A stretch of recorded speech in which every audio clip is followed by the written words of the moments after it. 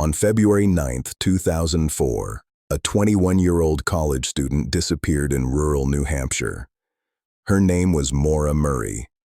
There were no confirmed sightings after that night, no definitive evidence that explains where she went, and no final answer for what happened next. Her case has been investigated, debated, and re-examined for years, yet it remains unsolved.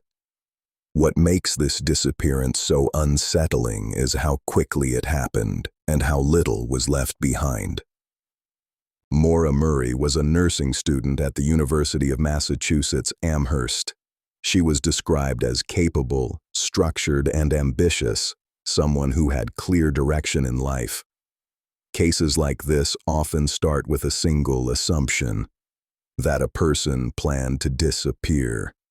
But in Maura's case, the timeline raises questions that never settled into one simple explanation. Earlier that day, Maura sent messages stating she would be away for about a week due to a death in the family. Later, her family said no such death had occurred. That detail matters because it suggests intention, not necessarily a crime, but a decision. A reason to leave campus quickly without giving the real explanation to the people around her.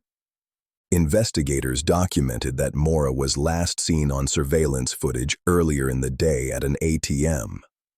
After that, she left campus in her car and drove north. The destination was never confirmed publicly in a way that resolves the case. That uncertainty is one of the reasons her disappearance still draws attention. When a person's destination is unclear, every theory becomes easier to build and harder to prove. That evening, Maura's black Saturn sedan traveled into an area of northern New Hampshire where roads were snow-covered. At approximately 7:30 p.m., the vehicle traveled off Route 112 in Haverhill, New Hampshire, and became stuck. This is the last point in the timeline with a fixed location and a confirmed event. Everything after that is reconstruction, witness accounts, and unanswered gaps. When police arrived, Maura was not at the crash scene, and she has not been seen or heard from since. This is the core mystery.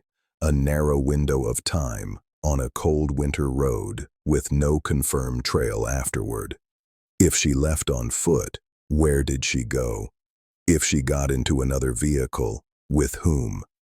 And if something happened nearby, why did it leave so little behind?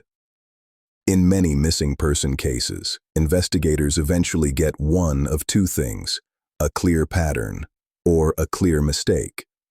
In Maura Murray's disappearance, the story doesn't settle. The early messages, the sudden departure, the crash, and the immediate absence create multiple paths, none of them decisive. And when a case has several plausible explanations, it can remain frozen in uncertainty for decades.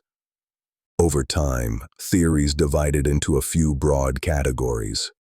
That she left intentionally and avoided contact, that she suffered harm shortly after the crash, or that a combination of panic, opportunity, and bad timing led to a permanent disappearance. The problem is not the existence of theories. The problem is the absence of proof strong enough to close the case.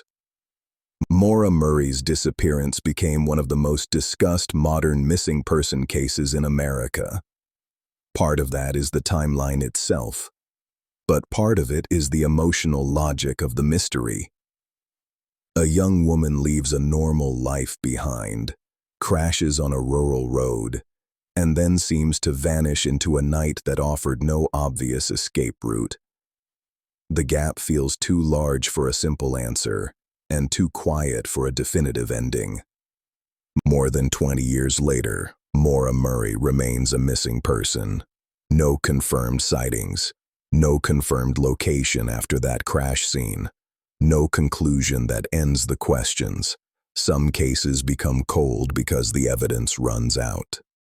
Others become cold because the truth is hidden inside a few minutes that no one can reconstruct.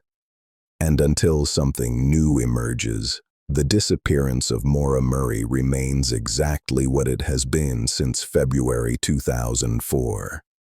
Unsolved.